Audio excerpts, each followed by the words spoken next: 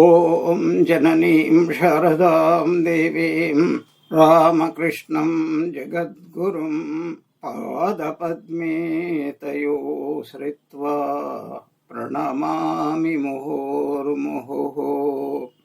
ॐ पूर्णमदः पूर्णमिदं पूर्णात् पूर्णमुदच्यते पूर्णस्य पूर्णमादाय पूर्णमेवावशिष्यते। ॐ शान्ति शान्ति शान्तिः। हरिः ॐ। Om. That Brahman is infinite, and this universe is also the same infinite. This infinite universe, though comes out of that infinite Brahman, even then that infinite Brahman remains as the same infinite Brahman alone. Om. Peace, peace, peace be unto all. So we were studying the Devi Suktam. Suktam means expression of a realization. Here, the name of the Suktam is called Devi Suktam. It has two variants. Ambrini Vak Suktam, Devi Suktam. That is, Suktam usually mean a beautiful passage, beautifully said. But here, Suktam means the highest truth. Devi Suktam means Devi. Devi is another name for Brahman. As we discussed in the past classes, that while Shankaracharya was composing the Saundarya Lahari, Shiva Shaktya Yukto Yadi Bhavati Nashakta Prabhavitum, if there were to be no Shakti. Another word, Shakti means Maya, Shakti means Prakruti, Shakti means Avidya. Without Shakti, no activity is possible. So Devi Sukta means is not only the highest truth is Parabrahman. Supreme reality is called Brahman. The same supreme reality, when it is manifesting with names and forms, that is also Brahman, same Brahman. It has not become something else. The world has not come out of Brahman. Just as a person puts on a disguise and appears before us, and the first person has not become the second disguised person. Merely he disguised himself. This is the Advaitic view, and it goes by the popular name Vivartavada, appearance but not reality. So here is a great lady who is called a Brahmavadini. She is the daughter of another Rishi. Generally it is said that great people are born of only great people. If the parents, at least one parent is not great, it is not possible, because according to Karma Phala, a great person will be born, a would-be great person as a baby is born only in the parentage, in the lineage of great people. Probably that was the origin of the idea that in a lineage of any person who realizes Brahman, Brahma-Gnani lineage, so 7 generations will always be Brahma-Gnanis. Brahma-Gnani, a non-realizer of Brahman, will not be born in such a lineage. So generally, only according to Karma Phala, a person must have been doing a lot of sadhana and all his Purva Janma Karma Phala has to be fructified either in this life or in a few more lives. Such a person takes place in a very suitable, very convenient atmosphere, and family is the greatest influencer of such congenial atmosphere, will be born there. So a rishi, his name was Ambrana. So he had a daughter. That is the greatness of our religion. There are other religions. There was a great knower of Brahman in what we call Sufi Sampradaya. Rabia, her name was Rabia. But several such great Brahmavadinis means, if you know a little bit of Sanskrit, Vadini means one who argues about Brahman. That's not the meaning. Brahmavadini means who expresses one's own realization of Brahman. Such a person can be called, if it is male body, Brahmavadi. If it is female body, Brahmavadini. Several such Brahmavadinis, and we do not know how many, because with regard to realization, there can be any number by God's will. Whether they are known or most of them remain unknown, we have at least 27 to 30 Brahmavadinis. And there are famous, Maitreyi was one of them, Gargi, Vachaknavi was another one of them. But far earlier, we have seen in this Rigveda, this Ambrini, the daughter of the Rishi, Ambra. So she also had become a realizer of Brahman. How did she realize Brahman? How does anybody become a realizer of Brahman? Because with every knowledge, here is a very interesting piece of information.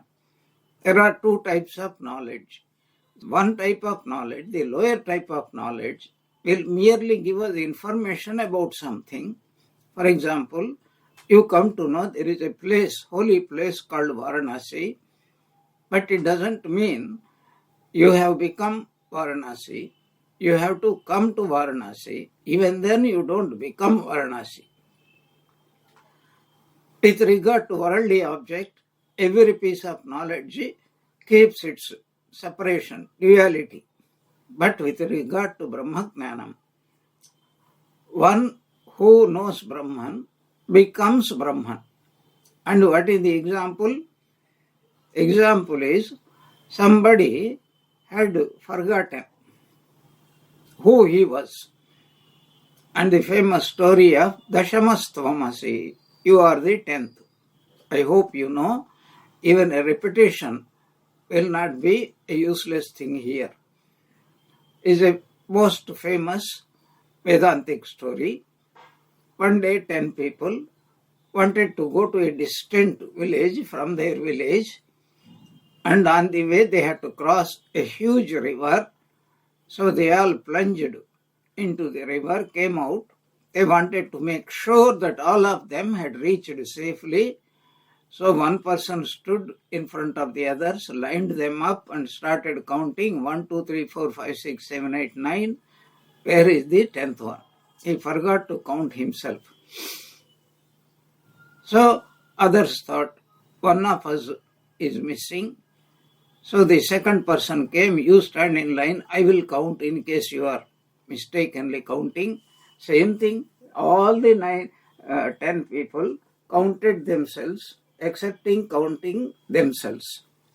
Then they started weeping, and then a passerby saw what is the problem. They explained. He said, all of you stand. And he started counting 1, 2, 3, 4, 5, 6, 7, 8, 9. When he came to the 10th, he pointed out and Dashamaha Tvam Asi. You are the 10th one. Here, this is the knowledge he conveyed. You are the 10th one. So, Unlike the worldly object, I know a mango, but I do not become a mango. But here, the moment he came to know, because it is about himself, that you are that 10th one whom you are mistaking as if you are missing that person. Dasha Mahatvamasi. There are many such stories. Some more stories are there, all to point out that he who knows Brahman, that means he who knows himself, he doesn't become somebody else. He just remains. Previously he did not know. Now he comes to know. So just to remind ourselves, there was a prince who was kidnapped when he was a very small baby, and many years later, one of the ministers saw him begging along with other beggars, but he recognized him and said, "You are not a beggar, you are a prince." And at first the beggar doesn't want to believe, how come all of a sudden you are equating me with a prince? Then he said, this is what has happened, and just look at the a chain hanging round your neck, where there was a small kavacha, and inside that it is written, your mother has left it for you. He never opened. He thought it was natural. And then he found out this is the prince born on such and such a date. By knowing that I was not a beggar, I am a prince. So he did not become anything else. He was a prince. He thought he was a beggar. That wrong thought has been removed. This is called Brahman realization. So there were so many rishis, rishikas, or women rishis who have strived, irrespective of man or woman, irrespective of Vedic times or present times or future times. The process is the same. Get rid of avidya, and what remains is the supreme reality. What cannot be negated is the supreme reality. Trikala abadhitam satyam. So they must have performed tremendous amount of tapasya, and they must have also become disciples of some great Brahmagnas, knowers of Brahman. There is no other way. Nanya pantha vidyate ayanaya. So these, so many are there. Only 27 to 30 were mentioned in the Rig Veda, but there were innumerable who were not mentioned. That is the point. At any given time, Swami Vivekananda used to say, at least there would be 4 or 5 Jivan Muktas, and it is a belief that at least 3-4 Jivan Muktas will be there in Varanasi at any given time. We may not realize it, we may not discover them, because when we are not fit, then we will not be able to recognize. Even if we recognize by chance, we will not be able to get any benefit from them, because we only get benefit depending upon what we want, and only the people who can help us to get what we want, they are called teachers, whether it is pickpocket guru, computer guru, any type of guru, chanting guru or puja guru, whatever it is. So this famous Devi Suktam forms in the Rig Veda, is the 10th mandala, 125th hymn, and it goes by 3 different names. Devi Suktam, Vak Suktam, because Vak is the name of this Rishi's, Ambrana's daughter. So Vak Suktam, Ambrini Vak Suktam. 3 names are there. And this Devi Suktam has become extraordinarily popular because those who do Durga Saptasati Patha, during the Navaratris, many other times also, but especially they have to do along with the worship for 9 days. They have to part of this Devi Patha, that is Chandi Patha, Durga Mahatmya Patha, or Devi Patha. So along with that, this very end, Devi Suktam will come. What is it? This Devi Suktam, that this Devi is none other than Durga. So if anybody does this Devi Suktam with Shraddha, by the blessings of this Devi, and this Devi is none other than Durga, Kali, Saraswati, Maha Lakshmi, Maha Kali, Maha Saraswati. So these are the three deities in the Durga Saptashati. So she is everything. And very interesting part of this, there is a famous hymn which in our daily Vesper service, Aratrikam time, we sing Sarva Mangala Mangalye Shive Sarvartha Sadhike Sharanye Trembake Gauri Narayani Namostu. On one hand, we say you are Shiva. You are the wife of Shiva, Shiva. And on the other hand, next very line, Narayani Namostute. So you are Shiva, you are Parvati. There is also a beautiful incident when this either Shumba or Nishumba, probably Nishumba, I do not remember. So he accuses the Divine Mother, I am one fighting with you, and you are so many. This Brahmani, Narayani, Kausumbi, etc., etc. It is not fair. That stupid fellow is telling it is not fair to fight with one. You want to show your valor, then one to one. Then the Divine Mother laughs and says, very interesting, So you go on dancing, you stupid fellow. Madhu yavat pimamyaham. So let me get a little bit drunk, and then only I will be able to kill you. Very curious expression. Why does the Divine Mother say, let me be a bit drunk? Because she is the mother of the universe. How can she kill her own son? So a little bit of drinking is necessary to make her forget you are my son. Really, Divine Mother cannot kill, nobody can kill, God cannot kill. There is no death.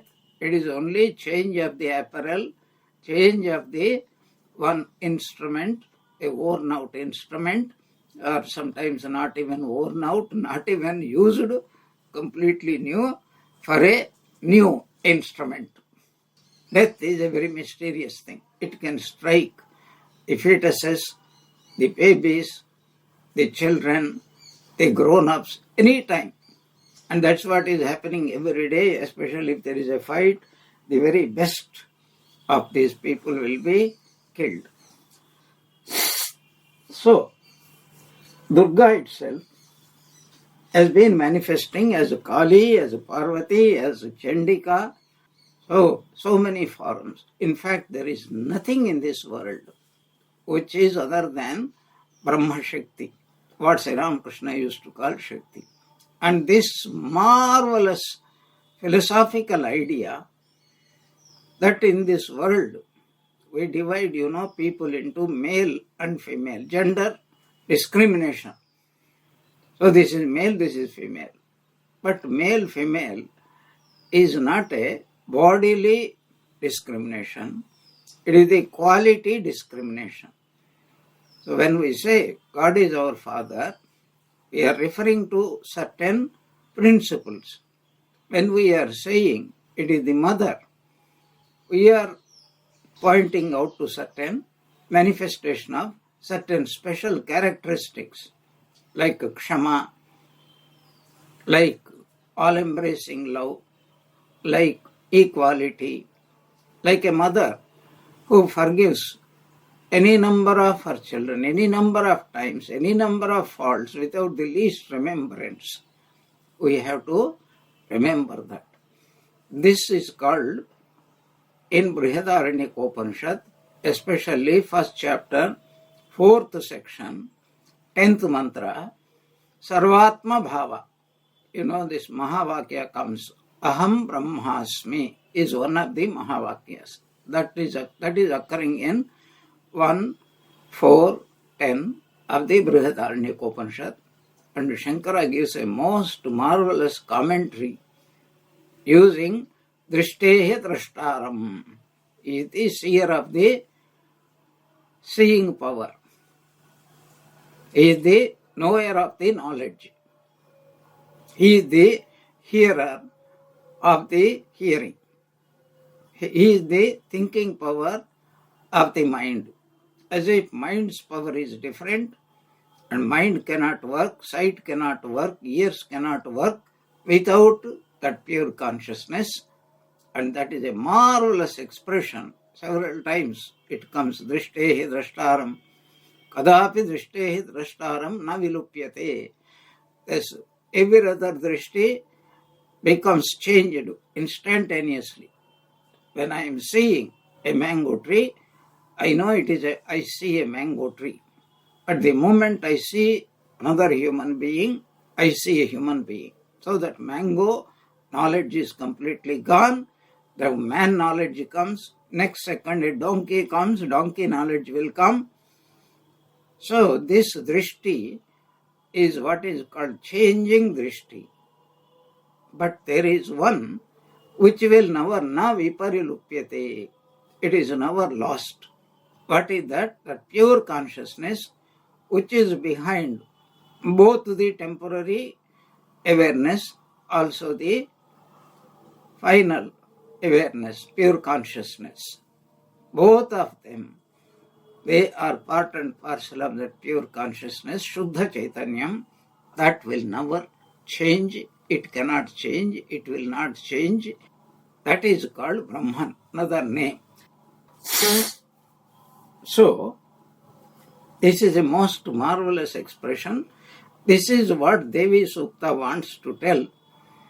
As we have seen in the Prashna Upanishad, Aitareya Upanishad, Shvetashvatara Upanishad, and the essence of all those Upanishads is Nirguna Brahma has become Saguna Brahma. Saguna Brahma is known as Ishvara, Hiranyagarbha, Virat, Prajapati, etc. And they are not different names. They are different ways of understanding with regard to the context. For example, if we are in the waking state, Brahman is known as Virat. If we are in the dream state, the same Brahman is known as Hiranyagarbha, totality of all minds in this world.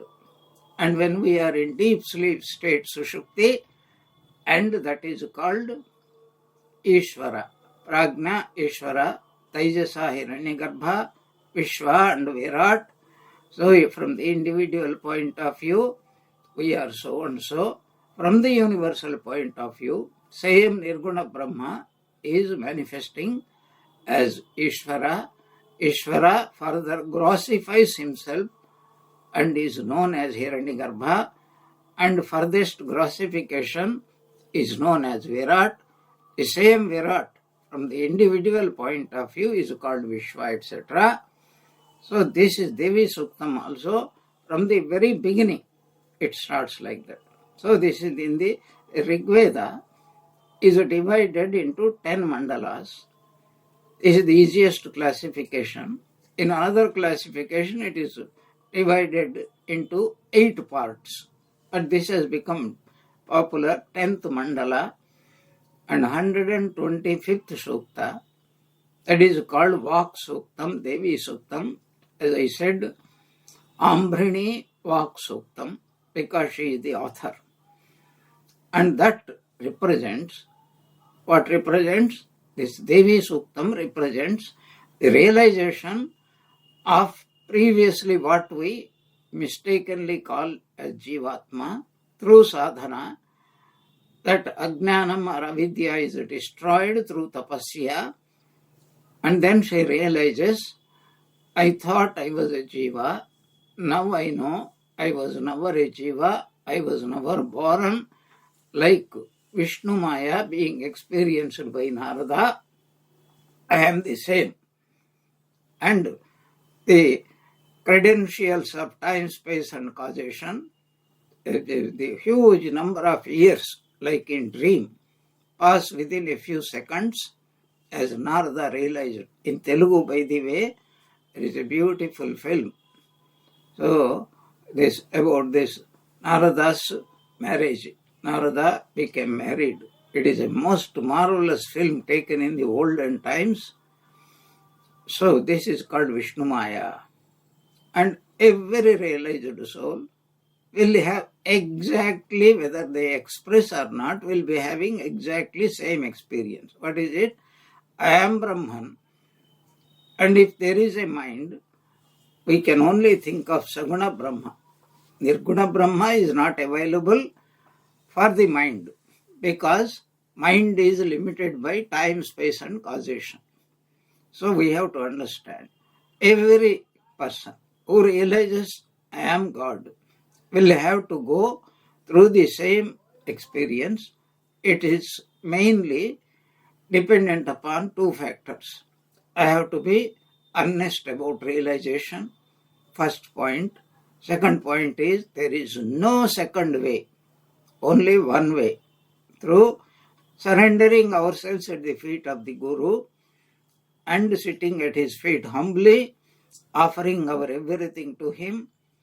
We have to learn how to surrender ourselves at the feet of the Guru.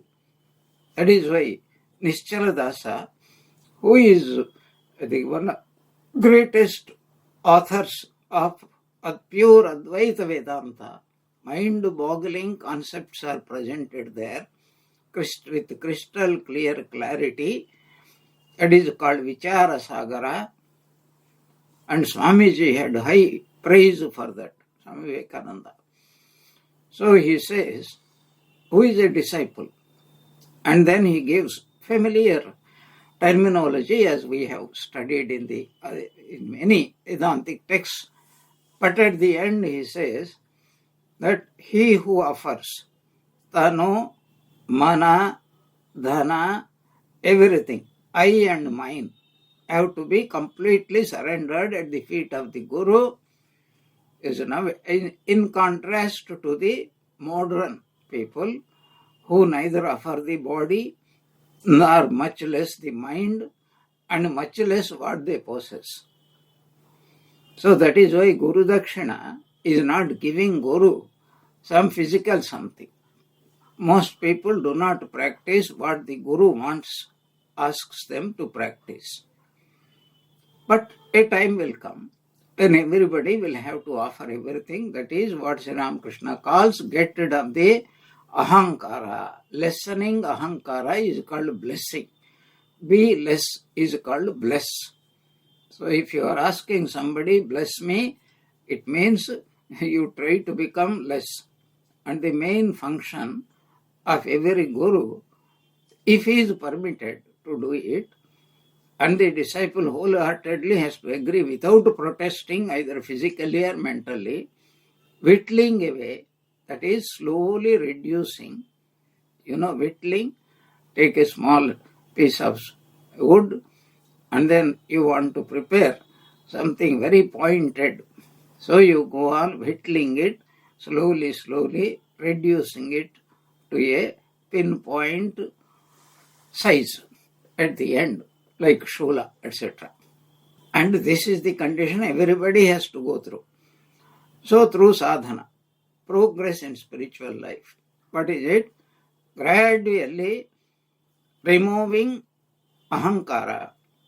And the more we succeed to remove the ahankara, in removing the ahankara, that is, ahankara becomes less and less, the more we become identified with the infinite. So this is a cognitive process. It is not a physical process at all. So here was one, and she succeeded, and she identified herself. I am the Parashakti, Adi Parashakti. I am Durga. I am Shivani. Parvati. I am Chandika. I am Lakshmi, Mahalakshmi. That is why you will be wondering, in Devi Saptashati, she is Mahalakshmi, she is Mahasaraswati. They are not considered as something strange. And if you observe Durga Puja images carefully, you see that the puja's name is Durga Puja. But all the three aspects of the Mother Durga as Mahalakshmi and as Saraswati and as Mahakali. All these three aspects are there. Mahasaraswati represents the Srishti. Mahalakshmi represents the Sthiti. And Mahakali represents to Laya aspect. This eternal play of Srishti, Sthiti and Laya is what is indicated when we are hymning the Divine Mother, Srishti Sthiti Vinashanam Shakti Bhute Sanatani Gunashraye Gunamayi Narayani Namostute. So every sadhaka ultimately has to identify first with the Saguna Brahma in the form of Brahma, Vishnu, Maheshwara or Saraswati, Lakshmi and Kali. And then only the person becomes fit to become identified with Nirguna Brahma. That is why we see, I mentioned the name of Gopalarma, that gradually she attained to that universal identity, Vishwarupa. She has become, I am, that is it, period. I am everything. Everything because we are thinking it is everything. When we go beyond mind, even to say I am is not available. We see Holy Mother, very interesting. Holy Mother was always engaged in cooking, sweeping, cleaning, besides talking, etc. And a disciple who was staying with her, he started wondering in his mind. Wandering mind also is separate. Wondering himself that everybody says Holy Mother is the Divine Mother. Why do we find? What do you expect? She will always stand with 4 hands. My goodness, body with 4 hands. I get this terrible doubt, Mahavishnu with Shankha, Chakra, Gada, etc. And when he sleeps, does he sleep in the same way?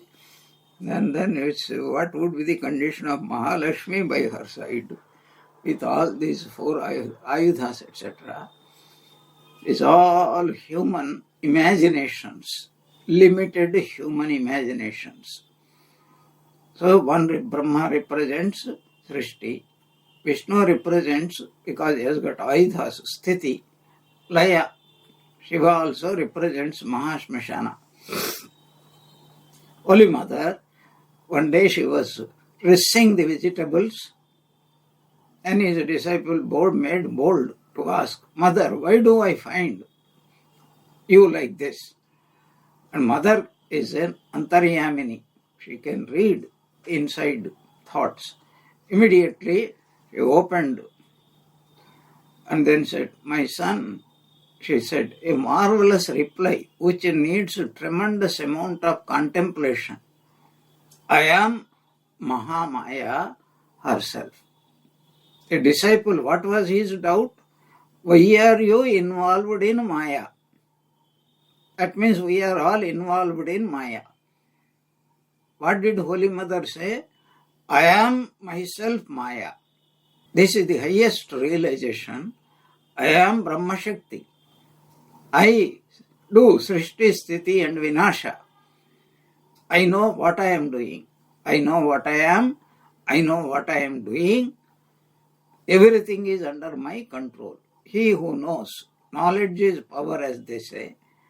So the Divine Mother knows. And then there is an incident in the Gospel. I hope you recollect it. One day, during the last days of Sri Ramakrishna at Kasipur, one day Sri Ramakrishna talked about everything has come out of Satchidananda. Many times he referred, I saw Sachidananda coming out of this and saying that everything has come out from me. So he was talking like that, and Narendranath was sitting by his side. And pointedly Sri Ramakrishna asks Narendra that what is all this world? He says, where from it has come? And immediately, because Narendra was endowed with the highest knowledge, sharpest mind in the world, immediately he said, everything has come out from yourself. That means you are Brahman. And these are not empty words, repeating what Sri Ramakrishna had repeated earlier, re-echoing. No, he understood everything has come. Sri Ramakrishna seemed highly pleased with this reply. And he didn't ask anybody else because he knew they do not have that kind of understanding. So every realized soul, realization means what? There is only one reality. That is called realization. To see everything as God is called realization. So embodying the consciousness of the Devi or Shakti, otherwise called Brahman, this Ambrini Rishi has composed the hymn. Composed. What is composed? It is not like modern poet sitting and composing. It is a spontaneous expression of her experiences, and that is what we see here. So this Devi Suktam or Vak Suktam or Ambrini Suktam is an expression of the realization of a great sadhika who realized her identity with Brahman and as well with the universe. And this is one of the earliest Advaitic expressions. Such expressions are, quite a number of expressions are there. For example, we have seen also in the Kaivalya Upanishad, Rishi Vamadeva, Aitareya Upanishad, Rishi Vamadeva, I have gone through so many births. And then while still in mother's womb, Rishi Vamadeva declared that I am everything. I am a realized soul. I know Brahman. So did he realize it in the mother's womb? No. That was his last birth. And he was merely expressing, for some peculiar karmic reason, he had to be born once more, and that would be the last birth. So he was telling, Aham Manurabhavam.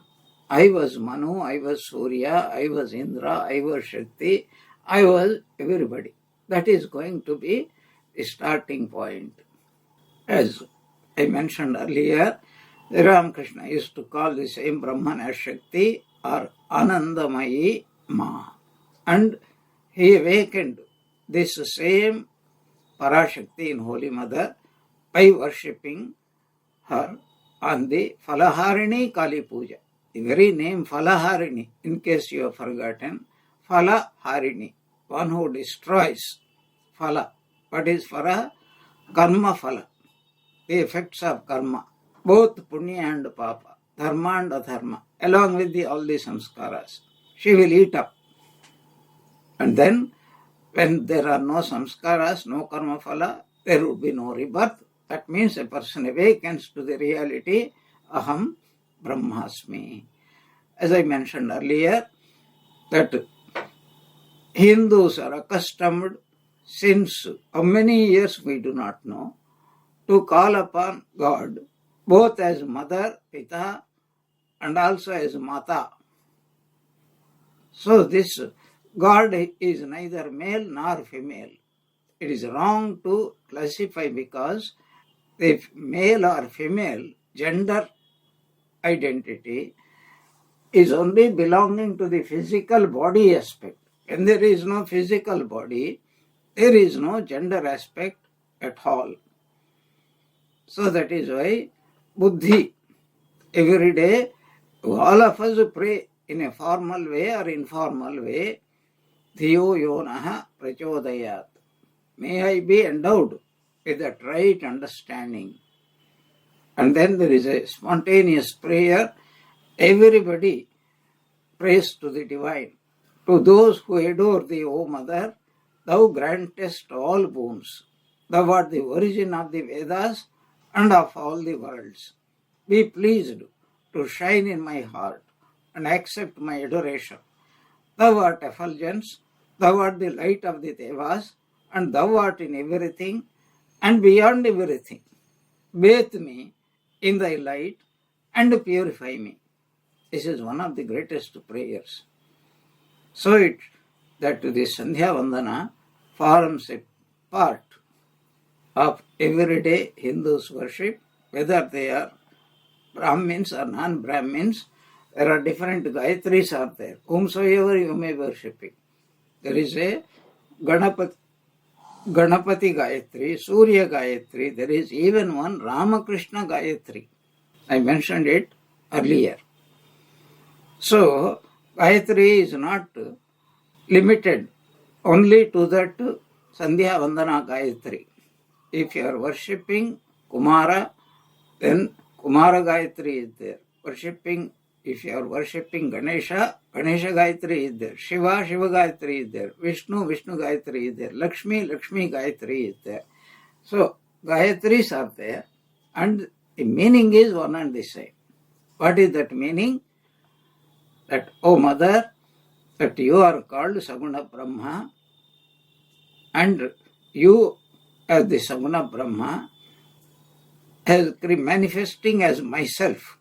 Even though I do not know that, the scriptures are telling, the Guru is telling, and you are also telling. And how is she telling? That forms the very first verses of this, indicating the Ambhrini's realization that I am Shiva, I am all the Devatas, I am all the Adityas, and I am Mitra, I am Varuna, I am Indra, I am Agni, and I am Ashwini Kumaras, etc. So, we have to understand who is the Rishi, Vagambhrini, and who is the Devata, she alone is the Devata. Vagambhrini is Devata. And what is the Chandas? Trishtup and Jagati. So in the beginning of chanting, whenever we strive to chant any sukta, these mantras, we have to pay our respects and honor to the Rishi whose realization it was, and to the Devata, that is the manifestation of that suktam, and also to the Chandas. This is a tradition, and so we also do that. Now, earlier I have said the Shanti Patha. For anything, Shanti Patha should be there. So for this, we have taken the Shanti Patha, the best Shanti Patha in this world, Purnamadaha, Purnamidam, Purnat, Purnamudachyate, Purnasya, Purnam Adaya, Purnam Eva Avasishyate.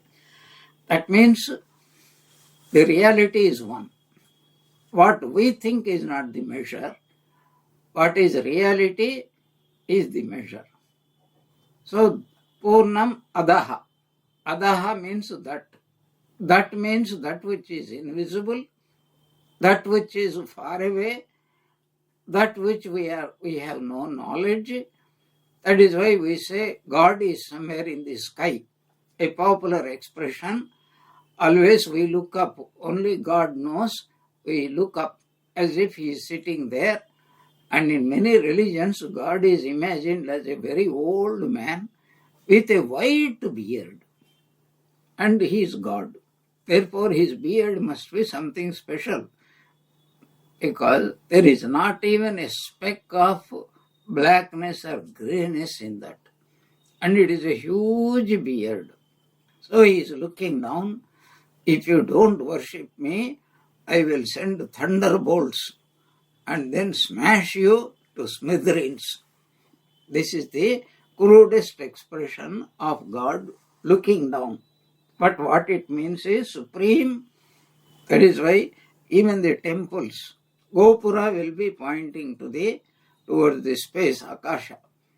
And if you see it, Gothic structures, Gothic structure means a particular type of creating the churches.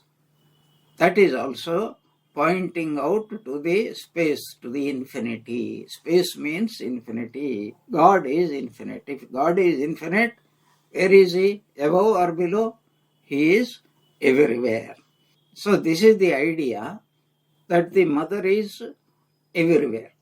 But since we are ignorant about that fact, we have to call it that means that which I am not aware, that is represented by that. But this world, my body, my mind is the world. And through this body and mind, I am interacting with what we call with this whole world. So what is the relationship between that and this? So Purnat, Purnam, Purnamadaha, Purnam Idam. Not only that is infinite, and this is also infinite. This means the present, where I am, which is experienceable by every one of us. Right in front of me, outside me, inside me, within me, without me. That means this whole world, of which I am a part, this is also infinite. Truly speaking, nobody can set a boundary and say this much is the world. Beyond, that is why people used to believe that if you go on walking, one day you will come to the edge of the world and you fall down. Where will you fall down? Nobody knows about it. As if you fall down into infinity. This is the paucity, the poverty of our power of imagination. Then the scientists discovered something new. That is, our earth is moving all the time. So at 1000 miles per second, the earth is moving. So if you are walking with 3 miles per hour speed, you are actually moving, truly speaking, scientifically speaking, 1003 miles per second you are traversing. But we do not take it into, because you are not, the destination is also moving along with you at 1000 miles speed. But if you are moving at 1000 plus 3 miles speed, that 3 miles you are a little bit faster, you reach your destination. This is the understanding. So, Purnat Purnamudachyate. Where from this universe has come? Because infinity can come only from infinity. Can infinity come out of infinity? Truly speaking, really speaking, no. Because coming out where from? It must have some other place to come out. Like a baby coming out of the mother's womb, there must be space, there must be time. No, nothing is there. Therefore, infinity means time-wise infinity, space-wise infinity, and cause-wise infinity, or vastu-wise infinity, object-wise infinity. Therefore, this world is nothing but infinity has come out of infinity, and Purnasya Purnam Adaya. Even though this universe which we are experiencing is also universe, we have not realized that it is infinite. We think it is finite because some measure of control is there. I know this tree, I know this person, I know this clock, I know this book. This is how we think we have overcome that limitation. Knowing means overcoming the limitation. So even though this universe, which is also termed as infinity, because infinity cannot give rise to finity. Therefore, this universe is also infinite, as if we have to add, this universe has come out of that universe, even though it appears to have come out of that infinite Brahman. Purnat Purnamudachyate, Purnasya Purnam Adaya. As if this visible universal infinity seemed to have come out from that invisible, unknowable, infinite Brahman. Purnam eva avasishyate. That is, it remains infinite only because infinite minus plus multiply or divide infinity remains infinite only. 0. 0 plus 0, 0 into 0, 0 minus 0, 0 minus 0, 0 plus 0, everything is 0 only. That is why the being who first discovered this concept of 0 was one of the greatest rishis in this whole world. 0 represents infinity. So, this is the Shanti Patha. By itself, you can say it is called Purna Upanishad. You don't need to go anywhere. This is more than sufficient for anybody if we really understand its meaning. With this small background, because I have a lot of things to say, but I will not go into it. The very first mantra, as I indicated, is this Devi or Ambrini is declaring her identity with all the devatas. And these devatas are called the presiding deities. And unless we have an understanding of what this presiding deity means, which fortunately we have discussed in the other Upanishads also. So even in the Narayana Suktam, Purusha Suktam also, we very fortunately by the grace of God we completed. Same idea is expressed very beautifully. Sahasra Sirsha Purusha Sahasraksha Sahasrapat Sabhuvim Vishvato Ritva Atyatishtat Dashangulam. That is the visible and the invisible. Both are nothing but that infinite Vasudeva or Narayana himself. This is called Vishwarupa Sandarshana. Now, coming back here, Om Aham Rudrevihi Vasubhihi Charami Aham Adityehi Uta Vishwadevaihi Aham Mitra Varunobha Vibharmyaham Indra Agni Aham Ashvinobha. Ashvinobha means Ashvinau Ubha. I move with the Rudras and also with the Vasus.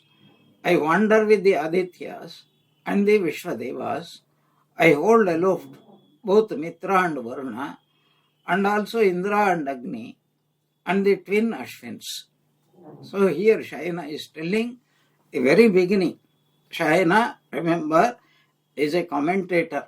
He was called also Madhava Vidyaranya, and he has taken the help of around 25 people or 30 great Vedic scholars in the 16th century, and then he collected all the known pieces of these Vedas, especially Rig Veda Samhita, and then he has commented. Without his commentary, it would be almost impossible for us because the usage of language, the very words sometimes the Vedas use, it has gone beyond Og. Just as language, we evolve, language is also evolving. And as language evolves, the older expressions sometimes become even negative expressions, not to speak of positive expressions. And if somebody has to give you old Bengali or old Tamil or old Telugu, the present day Bengalis or Andhra people or Tamilian people will not be able to understand a bit of what they are talking about because language has changed so much. So what is he telling? Shayana is telling, first we will see Aham Rudrevihi Charami. I move along with the Rudras. Also Vasubhihi, along with Vasubhihi. I move along with Rudras. Why Rudras? It is a plural number. Vasubhihi, plural number. Adityehi, plural number. Vishwadevaihi, plural number. Then comes singular. Aham Mitra, Varuna, Indra, Agni, these are all singular numbers. And then Aham, Ashvinah, Ubha, Ashvinau, Ubha. That is to say dual number. So singular number, dual number and plural number to indicate nobody is left out. Everything is me. So I also wander, move about with the Adityas and the Vishwadevas. I hold aloft both Mitra and Varuna, and also Indra and Agni, and the twin Ashwins. What is the meaning of all this? The Devi, that is the person who was a Jivatma before realization, called Vak, called Ambrini, the daughter of Ambrina Rishi, also called Vak. She did tapasya. Like, remember, the Bhrigu, he was taught, go and realize Brahman through tapasya. Tapasya is Brahman. Tapo Brahmeti, tapasa Brahma vijignyasasva. And he did tapas. What is tapas? A sincere attempt to think properly, to get rid of all the misunderstanding.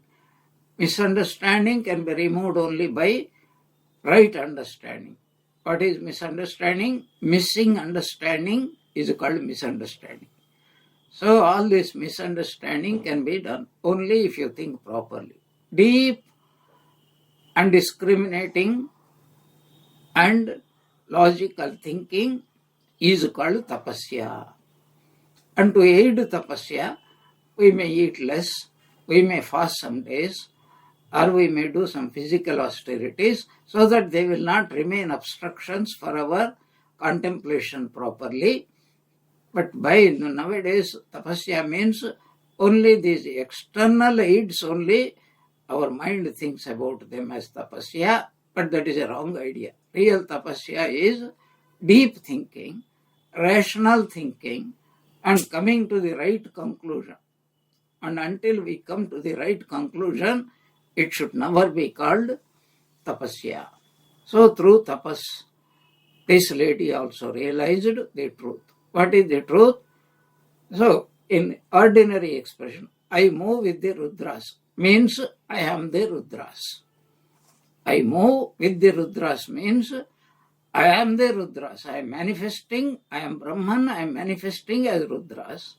I am manifesting as Vasus, and I am manifesting as Adityas.